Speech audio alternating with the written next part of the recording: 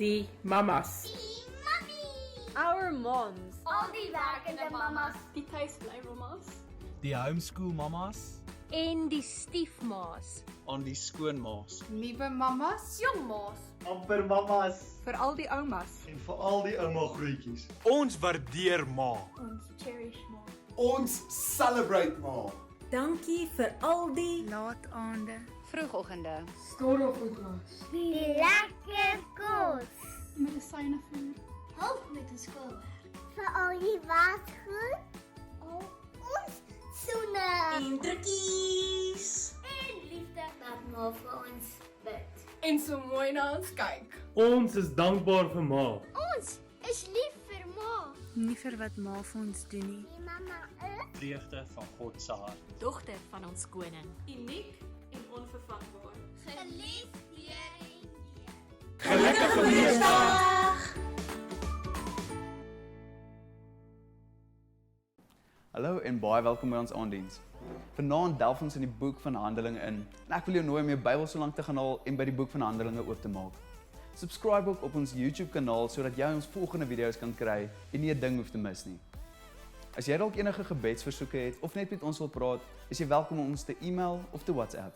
Tye soos hierdie is ook vreeslik onseker, maar wat wel 'n konstante bly, is God se vergewige hart en God se hart om mense te bless. Wil jy nie dalk in 'n gesprek kom met God om te hoor hoe hy met ander mense deur jou wil bless nie? Jy kan gerus finansiëel bydra deur Zapper of EFT. Ek nooi jou uit om saam met ons te worship en laat die volgende song regtig tot jou minister.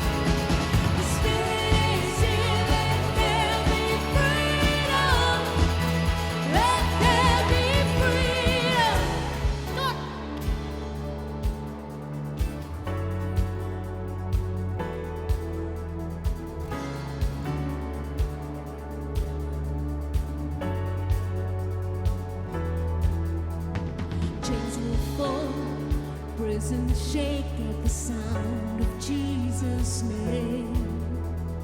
Lives made whole, hearts hearts awake at the sound of Jesus' name. Chains will fall, prisons shake at the sound of Jesus' name. Lives made whole, hearts awake at the sound of Jesus' name. Yeah!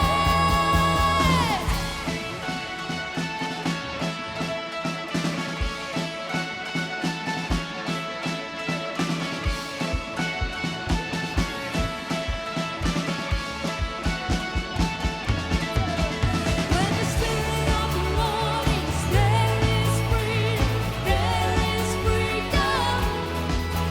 When the Spirit of the Lord is, there is freedom, there is freedom. Come out of the dark, just as you are, into the fullness of His love. The Spirit is here, let there be freedom. Let there be freedom.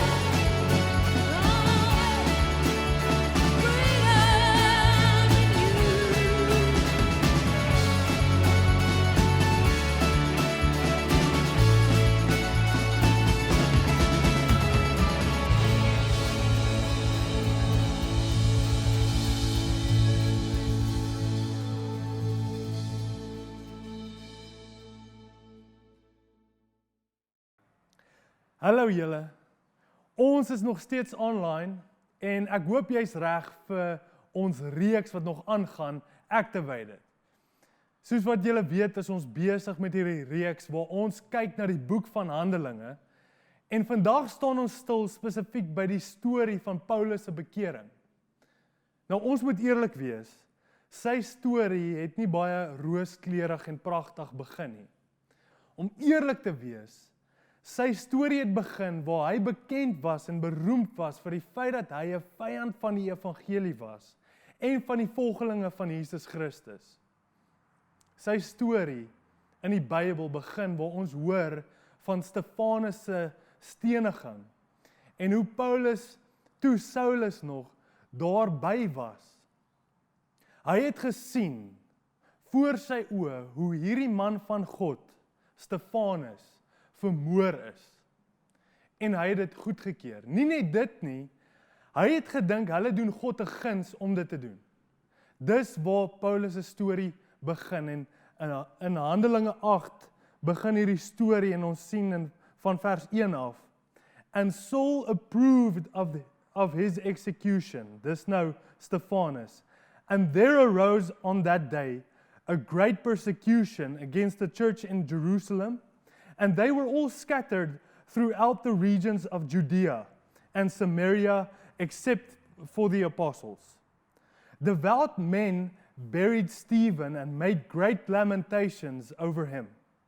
But Saul was ravaging the church, and entering house after house, he dragged off men and women and committed them to prison. Saulus se bekering is die bewys dat God enige iemand kan red en verlos. Vir baie mense is sy bekering, behalwe vir Jesus se geboorte, dood en opstanding en die uitstorting van die Heilige Gees, die grootste gebeurtenis in Christengeskiedenis.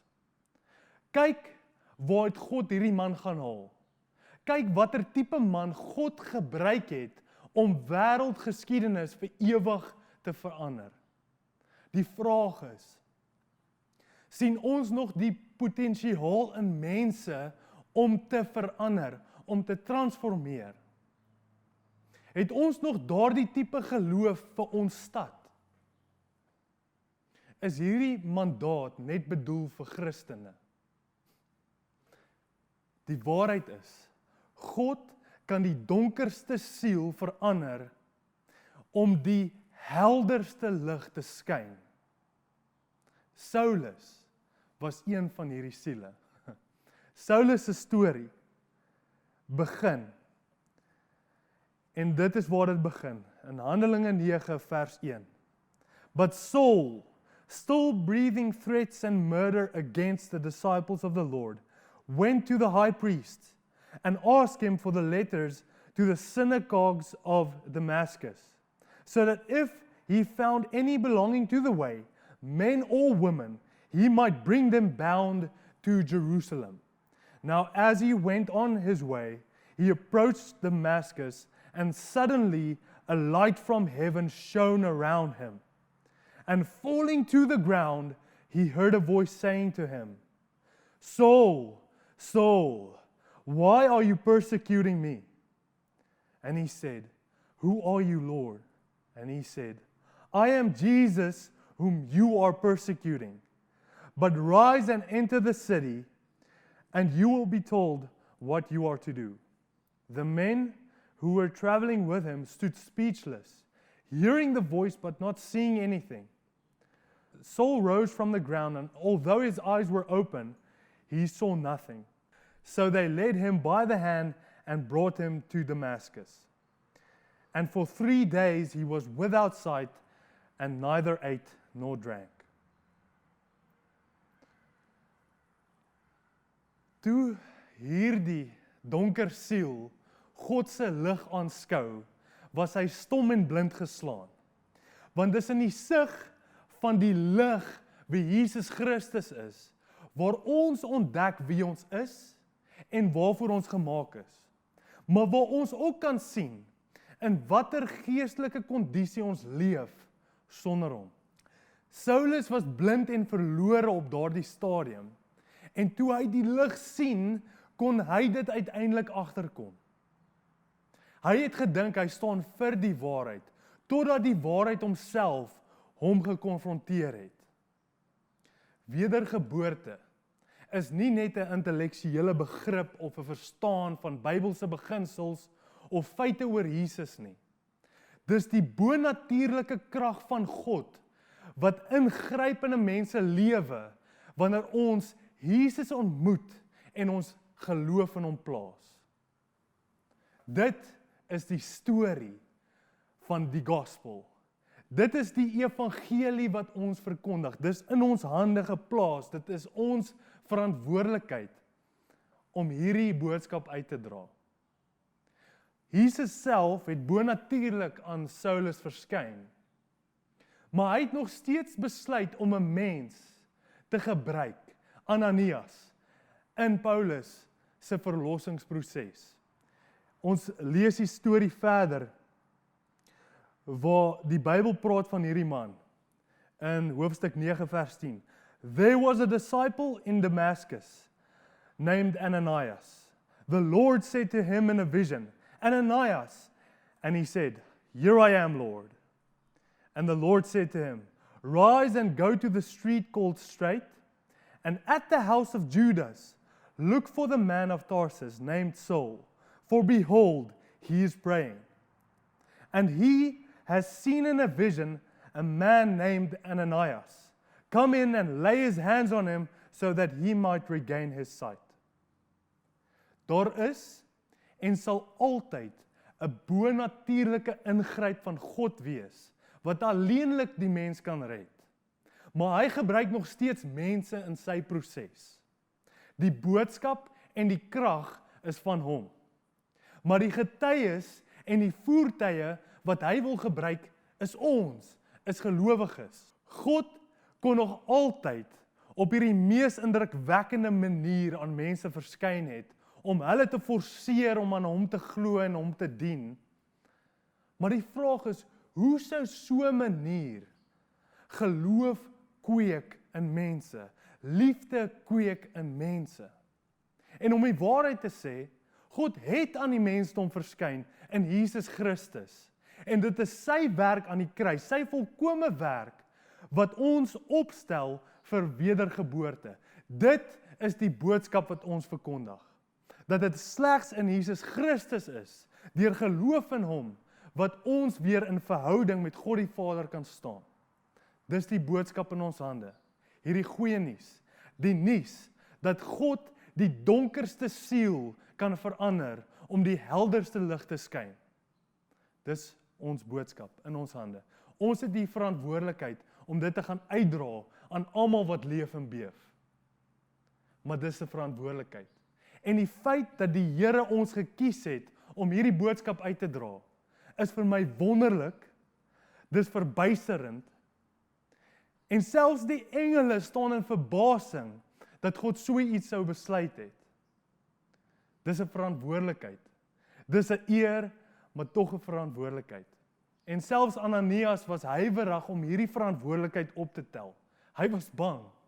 En ons lees verder van hom in hoofstuk 9 vers 13. But Ananias answered, Lord, I have heard from many about this man, how much evil he has done to your saints in Jerusalem. And here he has authority from the chief priests to bind all who call on your name. But the Lord said to him, Go, for he is a chosen instrument of mine, to carry my name before Gentiles and kings and the children of Israel. God kan die donkerste siel verander om die helderste lig te skyn.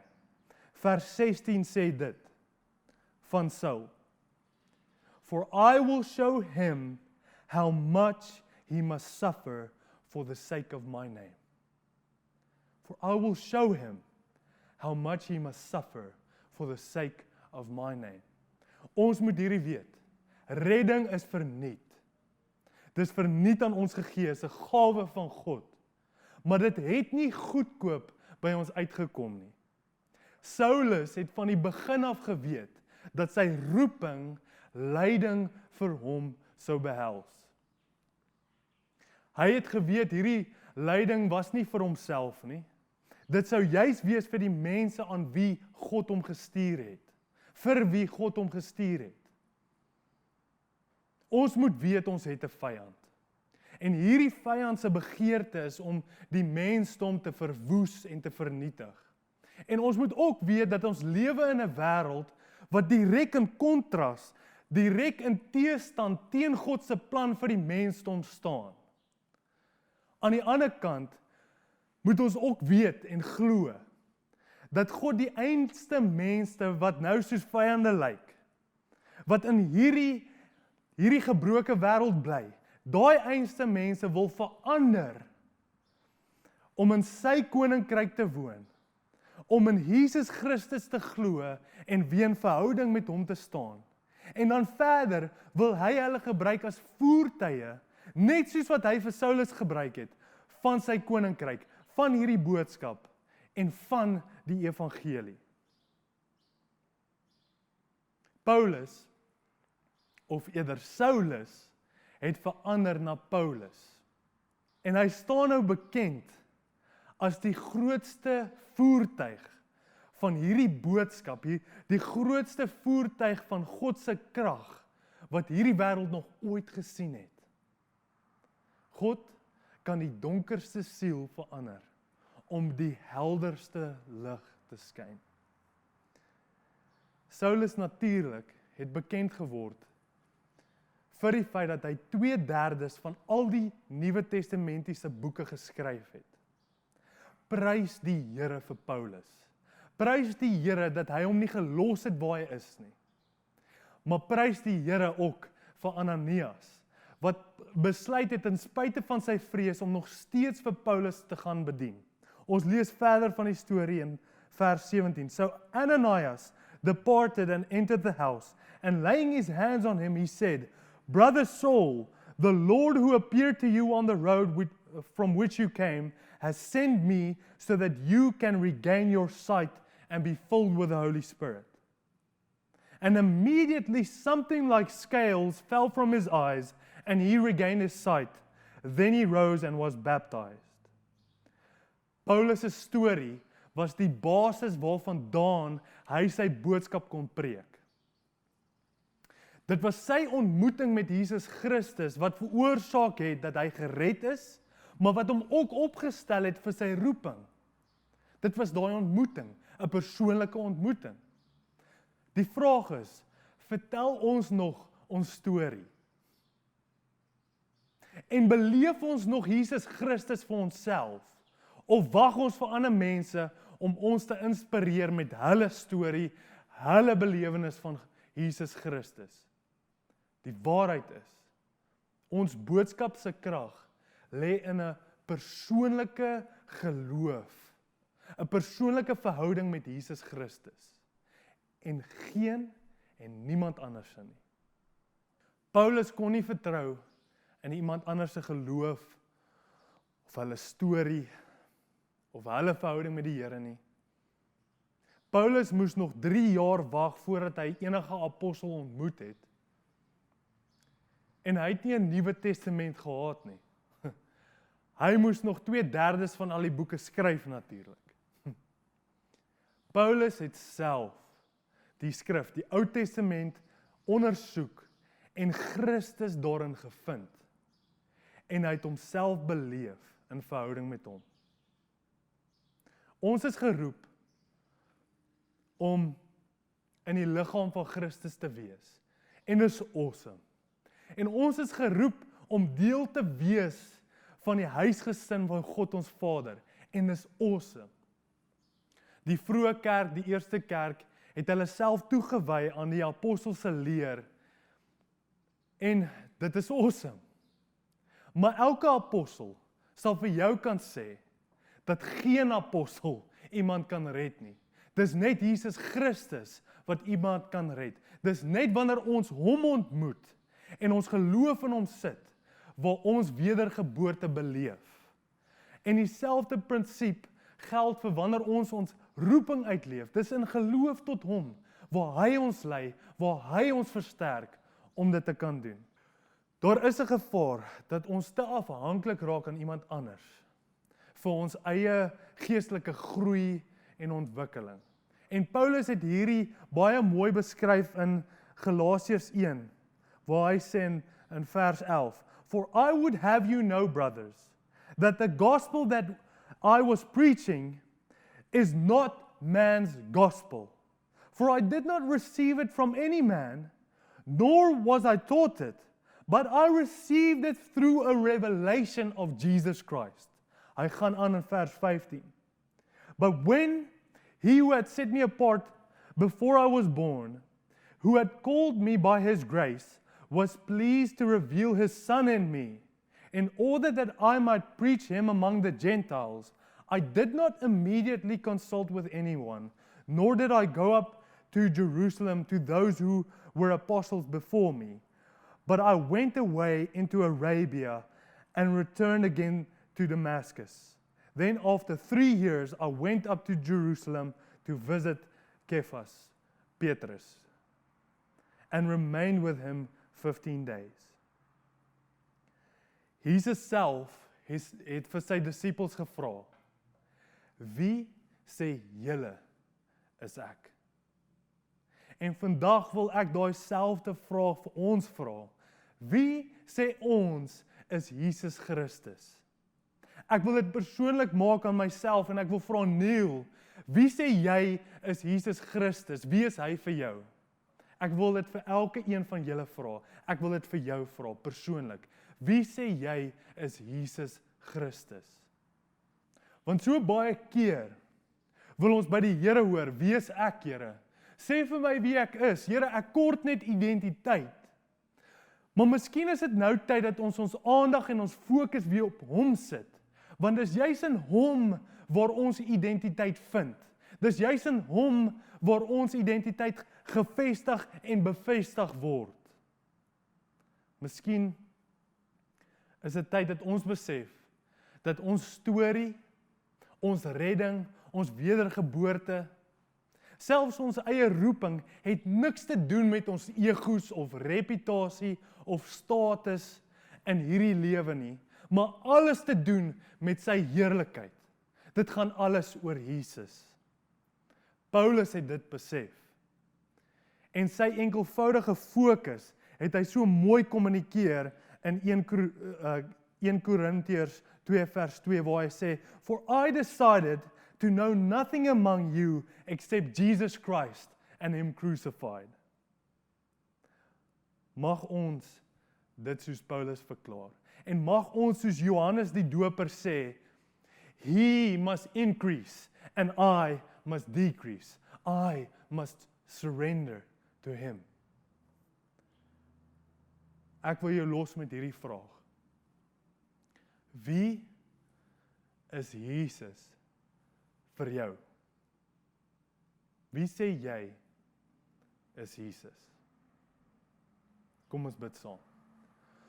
Vader, dankie dat ons nie hoef te vertrou op iemand anders se opinie, op iemand anders se geloof of op iemand anders se verhouding met U nie. Dankie Here dat U vir ons 'n weg gemaak het, want Jesus is die weg waar ons in verhouding met U kan staan, 'n persoonlike verhouding met persoonlike geloof en 'n persoonlike belewenis met Jesus, waar ons kan sê, Vader, ons ken nie vir onsself, ons het ons eie opinie. Vader, mag ons hierdie boodskap, hierdie opinie gaan deel met ander. Here, mag ons nie terugdeins vir dit wat teen ons kom nie, mag ons besef, dis hoekom ons hier is, Vader, dat U ons kan gebruik.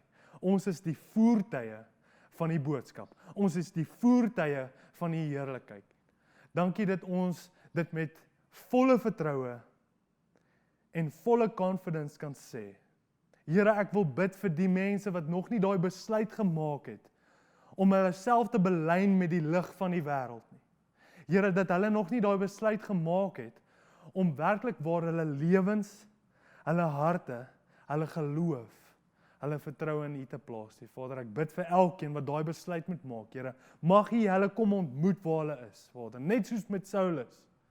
Here, verander hierdie mense, Vader, verander hulle om vir ewig en altyd getransformeer te wees.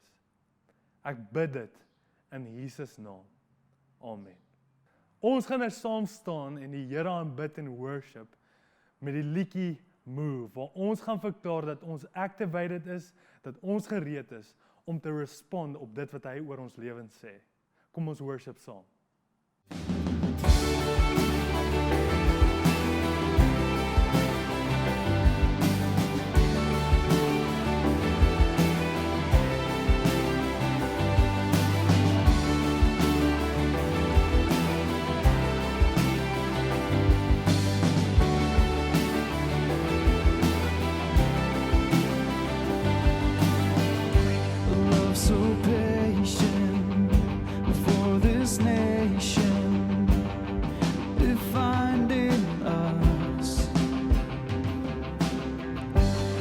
So faithful, a hope that's able to work through us. So let the glorious praises rise as we move, as we go to release your endless love. It won't cease, it won't stop. Love that's never given up.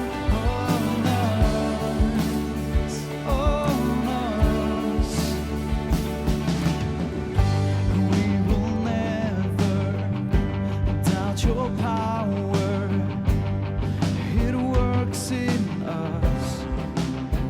So let the glorious praises rise.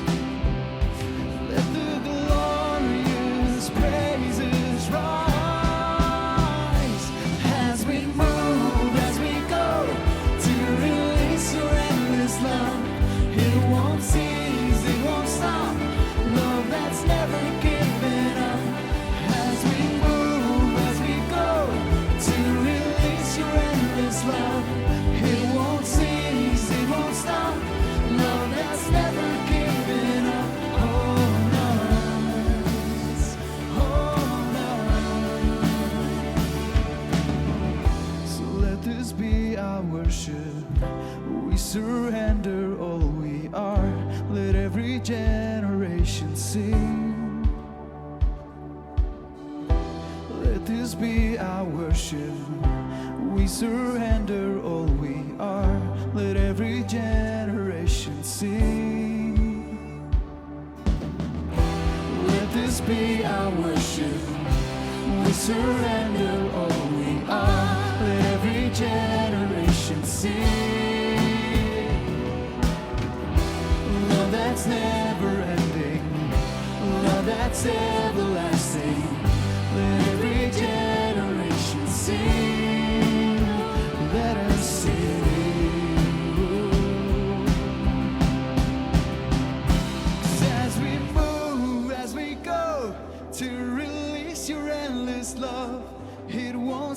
cease, it won't stop. Love that's never giving up. As we move, as we go, to release your endless love. It won't cease, it won't stop. Love that's never giving up. Oh no.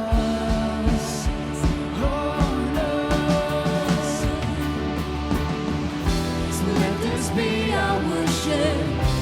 We surrender all we are. Every generation sing. Love that's everlasting. Love that's everlasting. Every generation sing. Let us sing.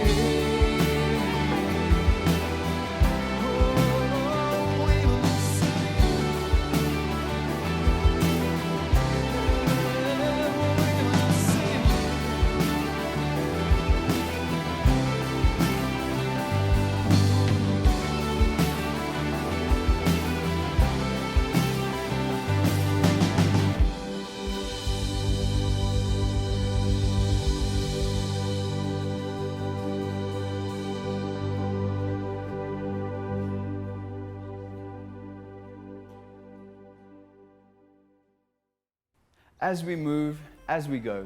God se hart is so om deur ons te minister na die mense rondom ons toe. As jy dalk nie finansiëel kan bydra nie, wil ek jou uitnooi om te kom serve by ons Cemetery View uitreik. Ons het ook Sondag bediening vir tieners en kinders. Kyk uit vir die inligting. Volgende week in ons aanddiens gaan ons aan met die boek van Handelinge. Sien jou daar.